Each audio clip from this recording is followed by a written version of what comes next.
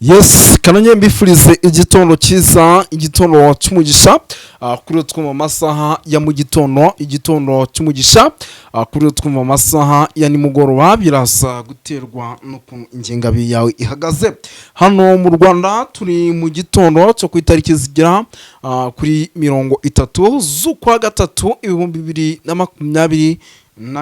Birumvikana rero tuba tugarutse mu cyitwa makuru, tuba tugarutse mu cyitwa imiripuko. Ibintu byakomeye rero ndetse kandi bikomeje kugenda bifata intera, ariko kandi rwose mu gihugu cy'u Burundi nibyo tugiye kuba twinjiramo. Ariko mbere na mbere muri studio ntago nigiye nyine ndi kumwe n'umuvandimwe Bwana Karimba Aimable. Bwana Karimba Aimable, meze neza? Yes, Bwana Moses, reka nongere mwifurize kumererwa neza. Simvuga igitondo, simvuga igicamunsi, simvuga umugoroba cyangwa ijoro. Yego, icyambere nuko umeze neza n'abakunzi bacu bakaba bameze neza. Yes, ngemeze neza, nta kibazo na kimwe mfite. Iki turaje inshinga muri ano masaha mu gitondo na makuru ariko Abisilamu irayidisibu ntiyatangiye. Ko nta koro nabonye irayidira. Abayisilamu baranyira. Mutubwire nyamu. Nabizi mu bantu bareba ikiganiro cyacu bambere. Mutubwire natwe tuze kubasura. Eco turaza guterana amakofe na ba Karimu na ba Buduru. Yes. Birumvikana la makuru aturaje inshinga muri iki gitondo tugarutsemo by'umwihariko ako kantu agaciyemo. Bwana Karimba Aimable, mbere yo kugira ngo twinjire muri ano makuru nyamuna reka tubanze dusuza abantu badukurikira by'umwihariko utanyura n'abasuhuza di. Yes, Bwana Moses, mu izina rya Duniani Kote TV. Yes. Reka nangira nsuhuza abakunzi bacu badukurikira baherereye mu gihugu cy'u Rwanda, amajyepfo, amajyaruguru, iburasirazuba, iburengerazuba, umujyi wa Kigali. Bwana Moses, abakunzi bacu badukurikirana bari mu gihugu cya Uganda, Tanzania, Kenya, Sudani ndetse no mu bindi bice bitandukanye, by'umwihariko mu Burundi ho nahawe.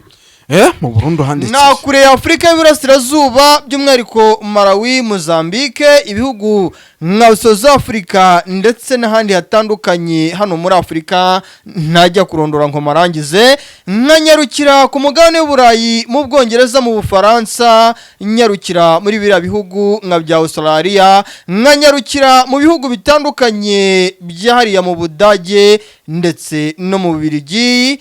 Mbabwira ni mukomeze mugire amahoro n'imigisha bikomoka kuri Nyagasani. Abakunzi bacu badukurikirana bari hariya muri Leta Zunze Ubumwe za Amerika, turabafite benshi badukurikirana bari hariya mu bice bya za Miami, turabafite badukurikirana bari mu bice bya New York, leta zitandukanye zahariya muri Leta Zunze Ubumwe za Amerika. Tubifurije kumererwa neza, ari nako tubabwira yuko hano kuri Duniani Kote TV tugarukanye imbaduka gikomando n'amakuru abadasanzwe utasanga ahandi uretse kuri no murongo wacu mugari urajwe inshinga no kubagezaho amakuru agezweho kandi yizewe. Yes, birumvikana rero ngira ngo turabakiriye by'umwihariko, ariko kandi abari mu gihugu cy'u Burundi baba bari muri Coline Mujejuru, aba bari muri Coline Kinazi, muri Coline Mujejuru baba bari mu bice bigiye bitandukanye, by'umwihariko nabo tubahaye ikaze ku rwego rwo hejuru. Baba bari Gitega, Bujumbura, bose tubahaye ikaze ku rwego rwo hejuru.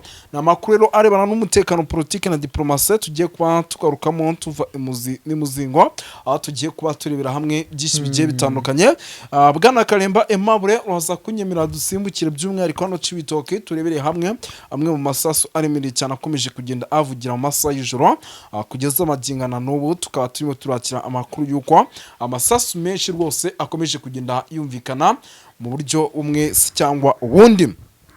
Turaza gusimbukira by'umwihariko ahitwa Gitega, ni Gitega kugeza amagingana nayo ibyayo byamaze kuba gateranzamba, kuko amakuru atugeraho nuko rwose ari kugaragara icyitwa kutumvikana hagati y'abasirikare ba FDLR barimo baritoreza muri ibice ndetse n'imbonakure, ndetse amakuru ndimo ndakira nyamuna isaha ku isaha nuko rwose bashobora kuba banasubiranamo. Turaza gukomoza ku makuru menshi agiye atandukanye, by'umwihariko muraza kunyemerera tugaruke hano mu bice bya Bujumbura, naho ubu tuvugana ubwo bani bwose kuko ni ibice nabyo bikumvikanamo amasasu by'umwihariko mu masaha y'ijoro. Mamenya nashidikanya yuko rero ibi nabyo bishobora kuza guteza ikibazo gikomeye cyane.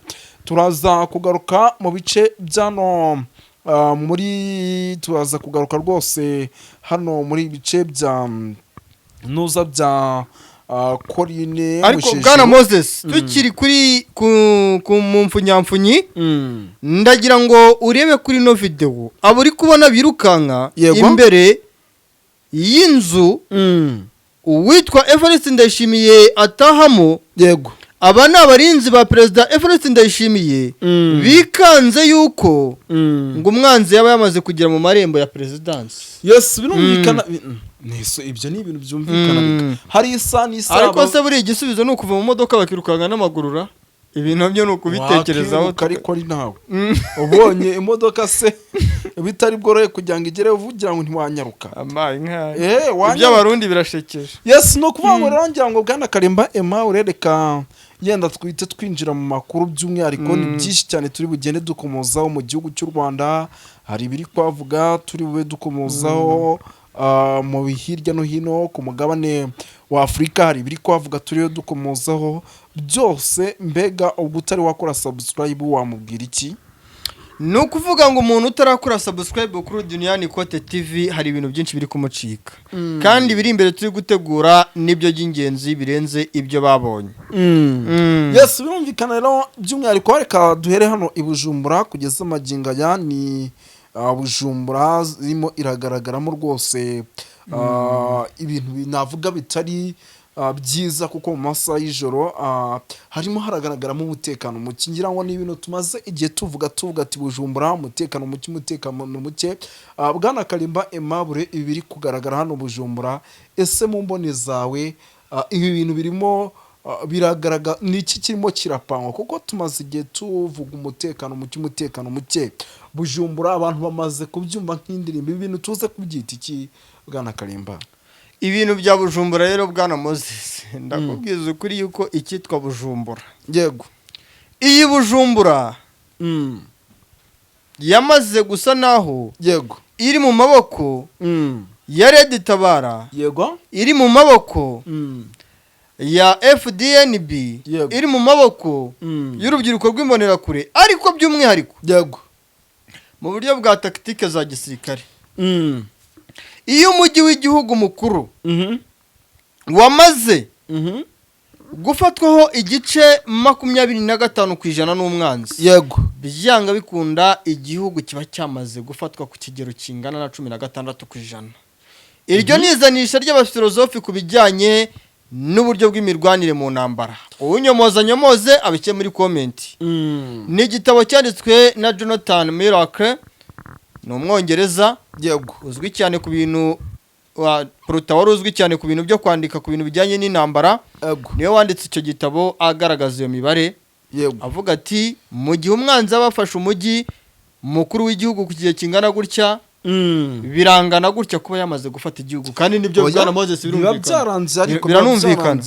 Hano ndahabona inkuru idasanzwe, ni inkuru yanditswe ku gihe. Bwana Moses kuri nashaka kugaragaza nuko Red Tabara nubwo bakomeje kwikanga yuko bakwinjira mu gihugu cy'u Burundi yakura ubutegetsi bw'igihugu cy'u Burundi, aka kanya ibimenyetso birenga 45% biragaragaza yuko Red Tabara ishobora gukura ubutegetsi bw'igihugu cy'u Burundi. Birashoboka cyane inafatanyije n'abanyapolitiki batavuga rumwe n'ubutegetsi.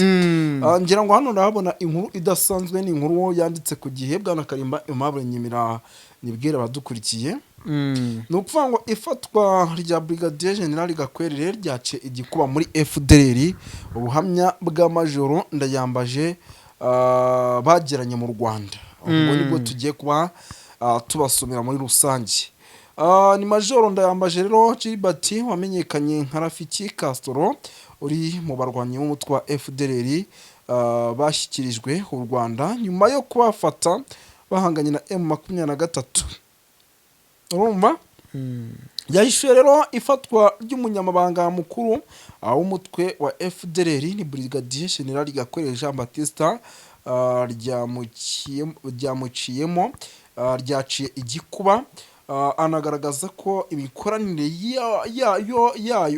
y'uwo na leta ya Repubulika ya Demokarasi ya Kongo ndetse na MONUSCO hari iteye ubwoba. Majoro Ndayambaje rero yize mu ishuri rikuru rya sous-officier Butare ni umwe mu basirikare batsinzwe muri exfare bahungira muri Repubulika Iharanira Demokarasi ya Kongo ubwo ingabo za RP inkotanyi rero za RP inkotanyi zabuhoraga igihugu cy'u Rwanda, kandi yanabaye mu buyobozi bwa FDLR mu ntara ya Kivu y'Amajyepfo. Yagejejwe mu Rwanda rero ku itariki ya mbere Werurwe 2025 na M23 nyuma y'uko rero yari yafatiwe mu nkengero za Goma aho umutwe wa FDLR wabanafatanyaga na FARDC mu rugamba rwo kurwanya M23. Major rero Ndayambaje yatangaze ko Perezida wa Repubulika Iharanira Demokarasi ya Kongo Felix Tshisekedi Tshilombo yagiranye amasezerano na FDLR mu gufasha gukura umutwe wa M23 mu gihugu ngo nawe azabafashe gukuraho ubutegetsi bw'u Rwanda. Ati uyu mutwe Tshisekedi gufatanya na FDLR ni amasezerano bagiranye kuko yababwiye ko nibamufasha guhangamura M23 ku butaka bwa Kongo nabo azabafasha gutera intambwe mu gutera ubutegetsi bw'igihugu cy'u Rwanda. Chilombo kandi yagiye ku butegetsi mu byibuke neza FDLR Chilombo agiye ku butegetsi FDLR yabaye ingabo zikomeye mu gihugu cya Kongo, yanabaye inshuti cyane na FDLR baragirana igihango kugeza ubwo bakaba by'umwihariko aba FDLR bagira ijambo rikomeye cyane mu gihugu cya Kongo. Uyu musirikare kandi yishyuye ku mikoranire FDLR na FARDC kera uburyo bwo agaragaza uburyo bwo mu gihe cya Laurent Desire Kabila hari harubatswe n'uruganda rukora imbunda rwashyiriweho uyu mutwe hagamijwe kuha ibikoresho bizabafasha gutsinda u Rwanda. Ati icyo gihe rero Kabila yari yarashyizeho uruganda rukora imbunda, yari yararushyize ahitwa Likasi, arababwira ngo ni akabando kazabaherekeza kugeza mu gihe kubageza mu gihugu cy'iwabo, ubwo n'u Rwanda. Major Ndayambaje yagaragaje ko abagize FDLR basaritswe n'urwango n'ibitekerezo bya jenoside, aho bavuga ko abatutsi babambuye ingoma bityo bagomba kuzayibakuraho. Yanashimangiye ko kandi urwo rwango ari rwo Tshisekedi nabo agenda ababibamo. Ibingibi abigaragaza mu gukora ibishoboka byose kugira ngo u Rwanda rube rwakwatakwa. Ati ni igihugu kinini kandi ntiyishoboye n'ubufasha twabahaye M23 yarabahangamuye, gusa FDLR yo rwose igaragara neza ko ku butaka bwa Repubulika ya Demokarasi ya Kongo yafatwaga bikomeye cyane neza. Yanavuze ko kandi uretse kuba FDLR ari umutwe ukorana na guverinoma ya Repubulika ya Demokarasi ya Kongo, unakorana bya hafi na MONUSCO kuko mu bihe bitandukanye bakoranaga inama zinyuranye zinasiga uwo mutwe uhawe ibikoresho bya gisirikare bya MONUSCO. Ati ndabihamya kuko hari inama yigeze kubera muri zone ya Walungu, harimo abita Mbuza Mababe n'abandi. Icyo gihe batanze amasanduku agera kuri 12 y'amasasu MONUSCO ya FDLR. Yanavuze ko kandi nubwo hari abantu benshi bakunze kugaragaza ko abarwanyi ba FDLR ari bake mu mibare, ingengabitekerezo yabo ari ikibazo gikomeye ku buryo nubwo yaba ari umuntu umwe afite ayifite byaba ari ngorane. Ati niyo yaba ari umuntu umwe akaba yitwa FDLR ni umuntu mubi, ni umugezi wa nabi. Yego nibyo urikikije ndabona ari byinshi byagiye byandika.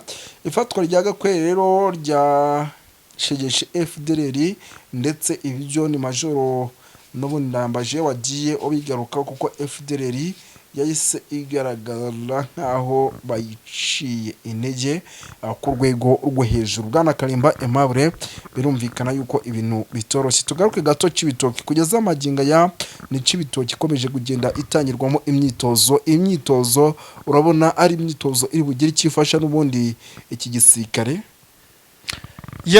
Bwana Moses, ku ruhande rw'imyitozo iri gutangirwa mu Cibitoki, imyitozo iri gutangirwa mu bice bitandukanye bya hano mu gihugu cy'u Burundi, ntago ari imyitozo twavuga yuko ishobora gutanga umusaruro ku rwego ruri hejuru cyane, ariko nanone ishobora gutanga umusaruro ku rwego rukeya, yego, kuko ni imyitozo itegura abasirikare b'u Burundi kurwana n'uwo bita umwanzi.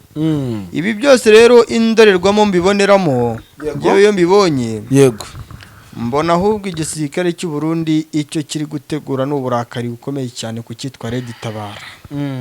Ubu burakari kandi buri buze gutuma habaho imirwano idasanzwe tutari twiteguye mu gihe gito ya Bwana Moses. Yes, birumvikana rero ni byinshi cyane bikomeje kugenda bitangazwa. Tugaruke gato kuri abanyapolitike, ngira ngo biragoye cyane kugira ngo tube twavuga byinshi, tureke kugaruka kuri abanyapolitike. N'abanyapolitike batavuga rumwe n'ubutegetsi ndetse bakomeje kugenda bagaragaza gutsinda bikomeye ubutegetsi w'ishyaka riri ku butegetsi rya CNDD ndetse RFDD. No kuvuga ngo kugeza amagingo ya hari n'amakuru yatangiye kugenda ajya hanze avuga yuko isa n'isa bamwe muri abanyapolitike bashobora no kuba batera kudita ubutegetsi buriho. Ese izi mbaraga urabona bazifite? Abanyapolitike batavuga rumwe n'ubutegetsi bwa kino gihugu cy'u Burundi bafite icyitwa diaspora iri mu bihugu bitandukanye bya hano muri Afurika, bafite icyitwa diaspora iri mu bihugu bitandukanye bya hariya muri Aziya, mu Burayi, muri Amerika, kandi izi diaspora nyinshi zahunze igihugu cyabo cy'u Burundi bitewe n'ibibazo byakomeje kugaragara cyane bitezwe n'abanyapolitike ba kino gihugu. Aha ndashinga agati ku witwa Evariste Ndayishimiye, ubona yuko byanga bikunda abona abanyapolitike, yego, ibintu bari gutegura cyangwa ibyo bashaka gukora bifitanye isano rikomeye n'ibyo societe civile ingana na 70% gino gihugu cy'u Burundi shaka. Yes, birumvikana rero ni byinshi cyane bikomeje kugenda bivugwa. Ngira ngo hano rwose ndabona bari kumbwira ati tugufite amakuru menshi, nibyo byo byose turaje tugende tubikurikirana kugira ngo tubashe kumenya byinshi bigiye bitandukanye bikomeje kugenda bibera mu gihugu cy'u Burundi. Bwana Kalimba Aimable, ndumva twagushimira tugasuriza aha ngaha. Yes, urakoze cyane Bwana Moses.